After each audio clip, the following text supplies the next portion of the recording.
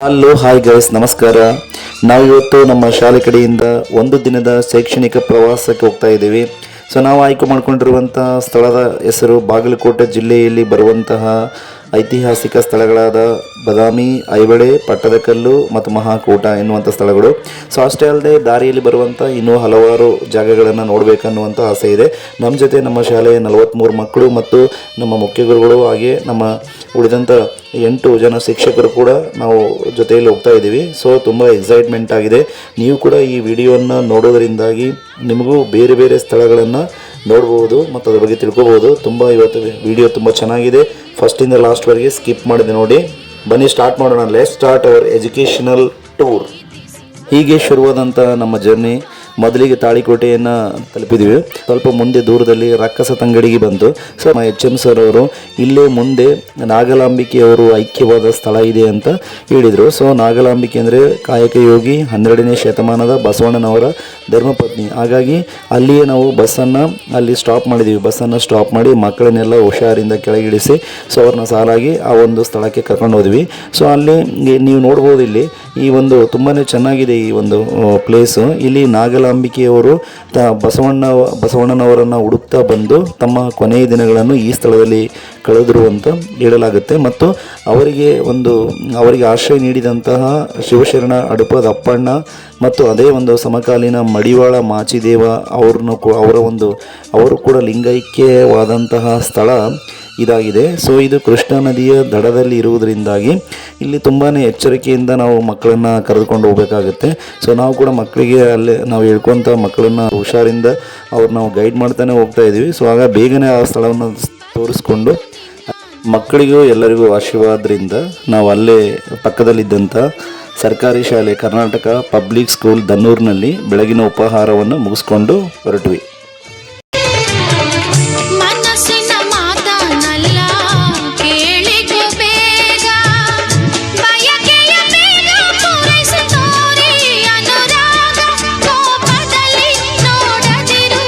ಎಲ್ಲರೂ ಒಮ್ಮೆ ನೋಡಲೇಬೇಕಾದಂತಹ ಸ್ಥಳ ಎಂದು ಹೆಸರು ಪಡೆದಿರುವಂತಹ ಐಹೊಳೆಯನ್ನು ನೋಡೋದಕ್ಕಂತ ನಾವು ಮೊದಲಿಗೆ ಹೋಗ್ತಾ ಇದ್ದೀವಿ. ನಮಗೆಲ್ಲ ಗೊತ್ತೇ ಇದೆ, ಐಹೊಳೆಯನ್ನು ಭಾರತದ ದೇವಾಲಯಗಳ ತೊಟ್ಟಿಲು ಅಂತ ಕರೀತಾರೆ. ಇದರಲ್ಲಿ ಸುಮಾರು 120ಕ್ಕೂ ಹೆಚ್ಚು ಹಳೆಯ ದೇವಸ್ಥಾನಗಳನ್ನು ನಾವು ಕಾಣ್ಬೋದು. ಮತ್ತು ಇಲ್ಲಿ ಈ ಒಂದು 6ರಿಂದ 8ನೇ ಶತಮಾನದ ಅವಧಿಯಲ್ಲಿ ಐಹೊಳೆಯನ್ನು ದೇವಾಲಯಗಳ ಶಾಲೆ ಅಂತ ಕರೀತಾ ಇದ್ರು. ಯಾಕಂದರೆ ಈ ಒಂದು ಪ್ರದೇಶದಲ್ಲಿ ಬೇರೆ ಬೇರೆ ರೀತಿಯ ವಿಭಿನ್ನ ಶೈಲಿಯಲ್ಲಿ ದೇವಾಲಯಗಳನ್ನು ಕಟ್ಟೋದು ಹೇಗೆ ಅಂತ ಮಾರ್ಗದರ್ಶನವನ್ನು ನೀಡಲಾಗ್ತಾ ಇತ್ತು. ಈ ಸ್ಥಳದಲ್ಲಿ ಬಾದಾಮಿ ಚಾಲುಕ್ಯರು, ರಾಷ್ಟ್ರಕೂಟರು, ಈ ಕಲ್ಯಾಣಿ ಚಾಲುಕ್ಯರು ಏನು ಮಾಡ್ತಾ ಇದ್ರಲ್ಲ, ಬೇರೆ ಬೇರೆ ರೀತಿಯ ಪ್ರಯೋಗಗಳು, ವಾಸ್ತುಶಿಲ್ಪದಲ್ಲಿ ಮಾಡಿದಂಥ ಪ್ರಯೋಗಗಳಿಂದ ಇವರು ಬೇರೆ ಪ್ರದೇಶದಲ್ಲಿ ಬೇರೆ ಬೇರೆ ರೀತಿಯಲ್ಲಿ ದೇವಾಲಯಗಳನ್ನು ನಿರ್ಮಾಣ ಮಾಡಿದರು ಅಂತ ತಿಳಿಸಲಾಗಿದೆ. ಐಹೊಳೆಯಲ್ಲಿ ನಾವು 3 ರೀತಿಯ ಅಂದರೆ ಕದಂಬ, ಪಲ್ಲವ ಹಾಗೂ ನಾಗರ ಶೈಲಿಯಲ್ಲಿರುವಂತಹ ಶಿಲ್ಪಕಲೆಯನ್ನು ಹೊಂದಿರುವಂಥ ದೇವಸ್ಥಾನಗಳನ್ನು ನಾವು ನೋಡ್ಬೋದು.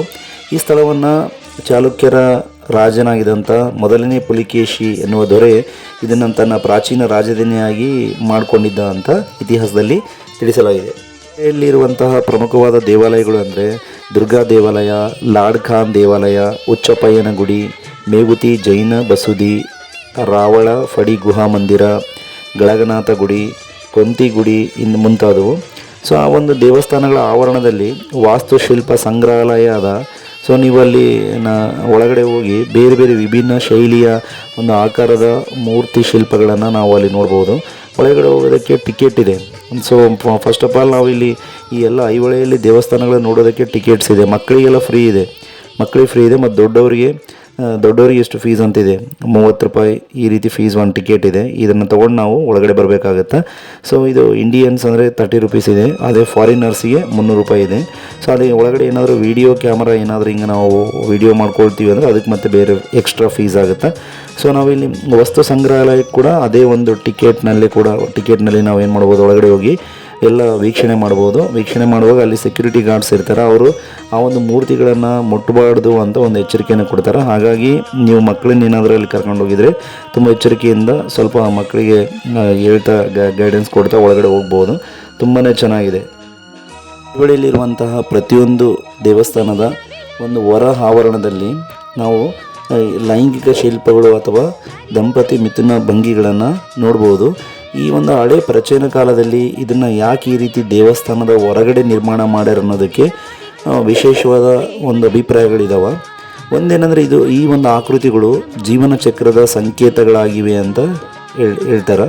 ಇವು ಪುರುಷ ಮತ್ತು ಸ್ತ್ರೀಯ ಮಿಲನವು ಒಂದು ನೈಸರ್ಗಿಕ ಕ್ರಿಯೆ, ಅದೊಂದು ಸಹಜವಾದದ್ದು, ಅದು ಜೀವನದ ಒಂದು ಭಾಗವೇ ಹೊರತು ಅದುವೇ ಜೀವನ ಅಲ್ಲ ಎನ್ನುವಂಥ ಸಂದೇಶವನ್ನು ಸಾರ್ತವೆ.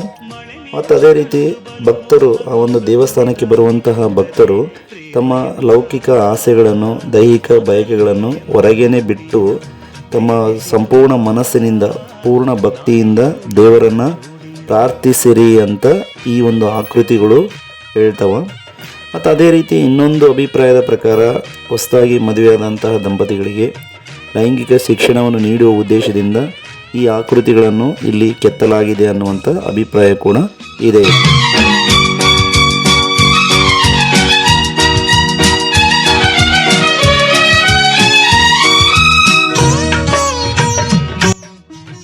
ಐಹೊಳೆಯನ್ನು ನೋಡ್ಕೊಂಡ ನಂತರ ನಾವು ಪಟ್ಟದಕಲ್ಲು ನೋಡೋಕೆ ಹೋದ್ವಿ. ಚಾಲುಕ್ಯ ಯುವರಾಜರಿಗೆ ಪಟ್ಟಾಭಿಷೇಕವನ್ನು ಇದೇ ಜಾಗದಲ್ಲಿ ಮಾಡಲಾಗ್ತಿತ್ತಂತೆ. ಹಾಗಾಗಿ ಈ ಒಂದು ಸ್ಥಳವನ್ನು ಪಟ್ಟದಕಲ್ಲು ಅಂತ ಕರೆಯಕ್ಕೆ ಶುರು ಮಾಡಿದರು. ಇದು ಮಲಪ್ರಭಾ ನದಿಯ ದಡದಲ್ಲಿದೆ. ಮಲಪ್ರಭಾ ನದಿಯಲ್ಲಿ ಉತ್ತರದಿಂದ ದಕ್ಷಿಣಕ್ಕೆ ಹರಿಯುತ್ತೆ. ಹಾಗಾಗಿ ಈ ಒಂದು ಸ್ಥಳವನ್ನು ಪವಿತ್ರ ಸ್ಥಳ ಅಂತ ಭಾವಿಸ್ತಾ ಇದ್ದರು. ಮತ್ತು ಇಲ್ಲಿ ಪಟ್ಟಾಭಿಷೇಕ ಆಯಿತು ಅಂದರೆ ಯುದ್ಧದಲ್ಲಿ ಗೆಲುವಾಗುತ್ತೆ ಅನ್ನುವಂಥ ನಂಬಿಕೆ ಚಾಲುಕ್ಯರಲ್ಲಿ ಇತ್ತು ಅಂತ ತಿಳಿಸಲಾಗಿದೆ. ಚಾಲುಕ್ಯರು 7ನೇ ಶತಮಾನದಲ್ಲಿ ಶಿವನ ಆರಾಧಕರಾಗಿರ್ತಾರೆ. ಹಾಗಾಗಿ ಇಲ್ಲಿ ಎಲ್ಲ ಕಡೆ ನಾವು ಶಿವಲಿಂಗವನ್ನು, ಒಂದು ದೇವಸ್ಥಾನಗಳಲ್ಲಿ ಶಿವಲಿಂಗವನ್ನು ಕಾಣ್ಬೋದು. ಇಲ್ಲಿನ ಒಂದು ದೇವಸ್ಥಾನಗಳು 3 ರೀತಿಯ ಶೈಲಿಯನ್ನು ಹೊಂದಿರ್ತವೆ. ದ್ರಾವಿಡ ಶೈಲಿ, ಚಾಲುಕ್ಯರ ಶೈಲಿ ಮತ್ತು ಉತ್ತರ ಭಾರತ ಏಕನಗರ ಶೈಲಿ ಎನ್ನುವಂಥ 3 ವಿಭಿನ್ನ ಶೈಲಿಯಲ್ಲಿ ಇಲ್ಲಿನ ದೇವಸ್ಥಾನಗಳನ್ನು ಕಟ್ಟಲಾಗಿದೆ. ಮತ್ತು ಇಲ್ಲಿರುವಂಥ ಪ್ರಮುಖವಾದ ದೇವಸ್ಥಾನಗಳು ಅಂದರೆ ವಿರೂಪಾಕ್ಷ ದೇವಾಲಯ, ಮಲ್ಲಿಕಾರ್ಜುನ ದೇವಾಲಯ, ಕಾಶಿ ವಿಶ್ವನಾಥ ದೇವಾಲಯ, ಪಂಪನಾಥ ದೇವಾಲಯ, ಸಂಗಮೇಶ್ವರ ದೇವಾಲಯ ಮುಂತಾದವು. ದೇವಾಲಯಗಳ ಮೇಲೆ ಕಾಣುವಂತಹ ಶಿಲ್ಪಗಳು, ಕೆತ್ತನೆಗಳು ನಮಗೆ ರಾಮಾಯಣ ಮತ್ತು ಮಹಾಭಾರತದ ಕಥೆಯನ್ನು ಇಲ್ಲಿ ತಿಳಿಸ್ಕೊಡ್ತಾವೆ. ವಿರೂಪಾಕ್ಷ ದೇವಾಲಯ ಇಲ್ಲಿನ ಒಂದು ಪ್ರಮುಖ ದೇವಾಲಯ ಅಂತ ಹೇಳ್ಬೋದು. ಈ ದೇವಾಲಯದ ಎದುರುಗಡೆ ನಂದಿ ಮಂಟಪ ಇದೆ. ಅದ್ಭುತವಾದ ನಂದಿಯ ಒಂದು ವಿಗ್ರಹವನ್ನು ನಾವಿಲ್ಲಿ ಕಾಣ್ಬೋದು. ಸ್ನೇಹಿತರೆ, ಇಷ್ಟೊತ್ತು ನೀವು ಈ ವಿಡಿಯೋನ ನೋಡ್ತಾ ಇದ್ದೀರಿ ಅಂದರೆ ನನ್ನ ವಿಡಿಯೋ ಇಷ್ಟ ಆಗಿದೆ ಅಂತ ಅರ್ಥ. ದಯವಿಟ್ಟು ಒಂದು ಲೈಕ್ ಮಾಡಿ ಮತ್ತು ಸಾಧ್ಯ ಆದರೆ ಒಂದು ಕಮೆಂಟ್ ಮಾಡಿ. ನನ್ನ ಚಾನಲ್ಗೆ ಸಬ್ಸ್ಕ್ರೈಬ್ ಮಾಡಲು ಮರೆಯದಿರಿ.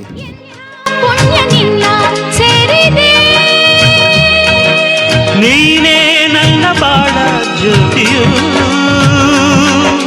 ನೀನೇ ನನ್ನ ಪ್ರೇಮ ಗೀತೆಯು. ನನ್ನ ಬಾಳಿಗೆ ಪ್ರೇಮ ಎನ್ನುವ ಮಾತಲ್ಲಿ ಎಂಥ ಮೋಡಿಯು, ಪ್ರೀತಿಸಿರುವ ನಾವಿಂದು ಎಂಥ ಜೋಡಿಯೋ. ಗಿರಿನವಿಲು ಎಲ್ಲೋ, ಕರಿಮುಗಿಲು ಎಲ್ಲೋ, ಮಳೆ ಮಿಂಚು ಕಂಡು ಬಲು ಮೋಹಗೊಂಡು ಕುಣಿದಾಡಿ ಕೂಗದೆ ಪ್ರೇಮ ಎನ್ನುವ ಮಾತಲ್ಲಿ ಎಂಥ ಮೋಡಿಯು, ಪ್ರೀತಿಸಿರುವ ನಾವಿಂದು ಎಂಥ ಜೋಡಿಯೋ. ಹುಡುಗರಂತರೂ ಎಲ್ಲಿ ನಾವು ದೇವಸ್ಥಾನ ನೋಡೋದಕ್ಕೆ ಹಿಡಿತೀವಿ ಅಲ್ಲಿ ಸಿಗುವಂಥ ಎಲ್ಲ ಒಂದು ತಿಂಡಿಗಳನ್ನು, ಎಲ್ಲ ಒಂದು ಹಣ್ಣುಗಳನ್ನು ತಿಂದು ತಮ್ಮ ಹೊಟ್ಟೆ ತುಂಬಿಸ್ಕೊಳ್ತಾ ಇದ್ದರು. ಮಧ್ಯಾಹ್ನ ಮುಗಿದ್ರೂ ಕೂಡ ಅವ್ರಿಗೇನು ಹಸಿವಾಗಿದೆ ಅಂತಲೇ ಯಾರು ಕೇಳ್ತಾನೆ ಇರಲಿಲ್ಲ ಮತ್ತು ಅವ್ರು ನೋಡಿದರೆ ಅನ್ನಿಸ್ತಾನೂ ಇರಲಿಲ್ಲ. ನಾವು ಕೂಡ ಇಲ್ಲಿರುವಂಥ ಅಂದರೆ ಹಣ್ಣುಗಳನ್ನು ಮತ್ತು ಐಸ್ ಕ್ರೀಮ್ನ ಎಲ್ಲ ತಿಂದು ಎಂಜಾಯ್ ಮಾಡಿದ್ವಿ. ಮತ್ತು ಕೊನೆಗೆ ನಾವು ಸಂಜೆ 5 ಗಂಟೆ ಆಗಿರ್ಬೋದು ಸಮಯ. ಆ ಸಮಯದಲ್ಲಿ ನಾವು ಅಂದರೆ ಚಾಲುಕ್ಯರ ರಾಜಧಾನಿಯಾದಂಥ ಬದಾಮಿಗೆ ತಲುಪಿದ್ದೀವಿ. ಬದಾಮಿಯಲ್ಲಿ ನೋಡೋದು ಬಹಳ ಅಂದರೆ ಮುಖ್ಯವಾಗಿ ಅಂದರೆ 4 ಪ್ರಮುಖ ಗುಹೆಗಳನ್ನು ನಾವು ಅಲ್ಲಿ ನೋಡ್ಬೋದು. ಒಂದೇ ಏಕಶಿಲೆಯಲ್ಲಿ, ಒಂದೇ ಬಂಡೆಯಲ್ಲಿ ಕೆತ್ತಿರುವಂಥ ಈ 4 ಗುಹೆಗಳು ಸುಮಾರು 1600 ವರ್ಷಗಳ ಹಿಂದೆ ಕೆತ್ತಲಾಗಿದೆ ಅಂದರೆ ಯಾರಿಗೂ ಕೂಡ ನಂಬೋದಕ್ಕೆ ಸಾಧ್ಯನೇ ಇಲ್ಲ. ಆ ಒಂದು ಗುಹೆಗಳನ್ನು ನೋಡಿದರೆ ಈ ಒಂದು 50 ವರ್ಷ ಅಥವಾ 10-20 ವರ್ಷದಿಂದ ಮಾಡಿದ್ದಾರೆ ಅನ್ನುವಷ್ಟು ಸುಂದರವಾಗಿವೆ. ಸೊ ಈ ಒಂದು ಗುಹೆಗಳನ್ನು ಚಾಲುಕ್ಯರ ದೊರೆಯಾದಂತಹ 1ನೇ ಪುಲಿಕೇಶಿ 6ನೇ ಶತಮಾನದಲ್ಲಿ ನಿರ್ಮಾಣ ಮಾಡಿದ್ದಾನೆ ಅಂತ ಗೊತ್ತಾಗುತ್ತೆ. ಸೊ ಒಂದೇ ಒಂದು ಬಂಡೆಯಲ್ಲಿ ಇವುಗಳ ಒಂದು ನಿರ್ಮಾಣ ಮಾಡಲಾಗಿದೆ. ಈ ಗುಹೆಗಳನ್ನು ನೋಡಿದರೆ ತಲೆನೇ ಕೆಡುತ್ತಾ ಗುರು. ಎಂಥ ಒಂದು ಶಿಲ್ಪ ಕೆತ್ತನೆ ಇದು, ಹೆಂಗಿದು ಸಾಧ್ಯ ಅಂತಲೇ ಅರ್ಥ ಆಗಲ್ಲ. ಅದು ಅವಾಗ 1600 ವರ್ಷದ ಕೆಳಗಡೆ ಅಂದರೆ ಸ್ವಲ್ಪ ಅರ್ಥ ಮಾಡ್ಕೊಳ್ಳಿ ಯಾವ ಥರ ಅವರು ಕೆಲಸ ಅವರು ಮಾಡ್ತಾ ಇರ್ಬೋದು ಅವಾಗಂತ. ಇಲ್ಲಿ ಅವ್ರು ಏನು ಮಾಡಿದಾರೆ, ಒಂದು ಬಂಡೆಯಲ್ಲಿ ಮೇಲಿಂದ ಕೆಳಗಡೆ ಕೆತ್ತನೆ ಮಾಡ್ತಾ ಬಂದಿದ್ದಾರೆ. ಕೆಳಗಡೆಯಿಂದ ಮೇಲೆ ಹೋಗಿಲ್ಲ ಈ ದೇವಸ್ಥಾನದಲ್ಲಿ, ಮೇಲಿಂದ ಕೆಳಗಡೆ ಕೆತ್ತನೆ ಮಾಡ್ತಾ ಬಂದಿದ್ದಾರೆ. ಸೊ ಈ ಒಂದು ಗುಹೆಗಳ ಒಳಗಡೆ ನಾವು ಶಿವನ ದ್ವಾರಪಾಲಕ, ಶಿವಪಾರ್ವತಿ, ನಂದಿ ವಾಹನ, ಅಂದರೆ ಇಲ್ಲಿ ನಂದಿ ಮತ್ತು ಆನೆಯ 2 ಪ್ರಾಣಿಗಳ ದೇಹ ಒಂದೇ ಆಕೃತಿಯಲ್ಲಿ ನೋಡ್ಬೋದು. ಹರಿಹರನ ವಿಗ್ರಹ, ಅರ್ಧನಾರೀಶ್ವರನ ವಿಗ್ರಹ ಮತ್ತು ಮೇಲೆ ಒಂದು ಚೆತ್ತು ವಿಭಾಗವನ್ನು ನೋಡಿದರೆ ಈ ದೇವಸ್ಥಾನ, ಈ ಗುಹೆಗಳ ಗಂಧರ್ವರು, ಆದಿಶೇಷ, ನಾಗರಾಜ, ಈ ರೀತಿ ವಿಭಿನ್ನ ಆಕೃತಿಗಳನ್ನು, ಶಿಲ್ಪಾಕೃತಿಗಳನ್ನು ನಾವು ತುಂಬ ಆಶ್ಚರ್ಯ ಅನಿಸುತ್ತೆ. ನಮ್ಗೆ ನೋಡಿದರೆ ಸಾಧ್ಯ ಇಲ್ಲಮ್ಮ ಅನಿಸುತ್ತೆ. ಆದರೂ ಕೂಡ ಇಲ್ಲಿ ಅಂದಿನ ಶಿಲ್ಪಕಾರರು ಇದನ್ನು ಸಾಧ್ಯ ಮಾಡಿ ತೋರಿಸಿದ್ದಾರೆ. ಗುಹೆಗಳಿರುವಂಥ ಜಾಗದಲ್ಲಿ ಕೋತಿಗಳು ಭಾಳಷ್ಟು ಅದಾವ. ನೀವೇನಾದರೂ ಕೈನಲ್ಲಿ ಸ್ನ್ಯಾಕ್ಸ್ ಹಿಡ್ಕೊಂಡು ಹೋದರೆ ಅಥವಾ ಮಕ್ಕಳು ಏನಾದರೂ ತಿಂತಾ ಇದ್ದರೆ ಅವು ಕಸ್ಕೊಳ್ಳೋದಕ್ಕೆ ಬರ್ತಾವೆ. ಮತ್ತು ಇದು ಎತ್ತರವಾದಂಥ ಒಂದು ಪ್ರದೇಶ ಇರೋದರಿಂದಾಗಿ ಮಕ್ಕಳ ಕಡೆ ಜೋಪಾನ ವಹಿಸೋದು ಒಳ್ಳೆಯದು. ನಾವು ತುಂಬಾ ಎಂಜಾಯ್ ಮಾಡಿದ್ವಿ. ಈ ಗುಹೆಗಳ ಬಗ್ಗೆ ಬಹಳಷ್ಟು ನಮ್ಗೆ ಮಾಹಿತಿ ಗೊತ್ತಾಯಿತು. ಮತ್ತು ಅವು ಒಂದು ಹಳೆಯ ಕಾಲದಲ್ಲಿ ಯಾವ ಥರ ಒಂದು ಶಿಲ್ಪಾಕೃತಿಗಳನ್ನು ಕೆತ್ತಿದ್ದಾರೆ, ಅವರು ಯಾವ ಥರ ವಿಭಿನ್ನ ರೀತಿಯಲ್ಲಿ ಕೆಲಸ ಮಾಡ್ತಾಯಿದ್ರು ಅಂತ ನಮಗೆ ಆಶ್ಚರ್ಯ ಉಂಟಾಯಿತು. ಕೊನೆಗೆ ನಾವು ಈ ಎಲ್ಲ ಮಕ್ಕಳನ್ನ ಬಹಳ ಎಚ್ಚರಿಕೆಯಿಂದ ಕೆಳಗೆ ಕರ್ಕೊಂಡ್ಬಂದು ಮತ್ತು ನಮ್ಮ ಬಸ್ ಇರುವಂಥ ಒಂದು ಪ್ಲೇಸಿಗೆ ಹೋಗಿ ಅಲ್ಲೇ ಸ್ನ್ಯಾಕ್ಸ್ ತಿಂದು ಒಂದೇ ಬನಶಂಕರಿ ದೇವಸ್ಥಾನದ ಕಡೆ ಹೊರಟಿವಿ. ನಾವು ಶಂಕರಿ ದೇವಸ್ಥಾನವನ್ನು ನೋಡಲು ನಮಗೆ 2 ಕಣ್ಣು ಸಾಲದು. ಬನ ಅಂದರೆ ಕಾಡು, ಶಂಕರಿ ಅಂದರೆ ಶಿವನ ಪ್ರಿಯ ಅಂತ ಅರ್ಥ. ದೇವಿಯು ಈ ಜಾಗದಲ್ಲಿ ನೆಲೆಸಿದ ಮೇಲೆ ಈ ಕಾಡಿನಲ್ಲಿ ಒಂದು ದೇವಸ್ಥಾನವನ್ನು ನಿರ್ಮಾಣ ಮಾಡಿ ಈ ದೇವಸ್ಥಾನಕ್ಕೆ ಬನಶಂಕರಿ ದೇವಸ್ಥಾನ ಅಂತ ಹೆಸರಿಡಲಾಗಿದೆ. ಈ ಗುಡಿಯಲ್ಲಿ ದೇವಿಯು ಕಪ್ಪು ಕಲ್ಲಿನಲ್ಲಿ ನಿರ್ಮಾಣಗೊಂಡಿದ್ದು ಸಿಂಹದ ಮೇಲೆ ಕುಳಿತು ಕಾಲಲ್ಲಿ ರಾಕ್ಷಸನನ್ನು ಸಂಹರಿಸುವಂತೆ ಕಾಣುವ ಒಂದು ಮೂರ್ತಿಯನ್ನು ನಾವು ಇಲ್ಲಿ ನೋಡ್ಬೋದು. ಈ ದೇವಸ್ಥಾನಕ್ಕೆ 4 ದಿಕ್ಕುಗಳಲ್ಲಿ ಪ್ರವೇಶವಿದೆ. ಹೊರಗಡೆ 4 ದ್ವೀಪಸ್ತಂಭಗಳು ಇದಾವೆ. ಕಾರ್ತಿಕ ಮಾಸದಲ್ಲಿ ಈ ದ್ವೀಪಸ್ತಂಭಗಳಲ್ಲಿ ದೀಪಗಳನ್ನು ಹಚ್ಚಿ ಭಕ್ತರು ಸಂಭ್ರಮಿಸ್ತಾರೆ.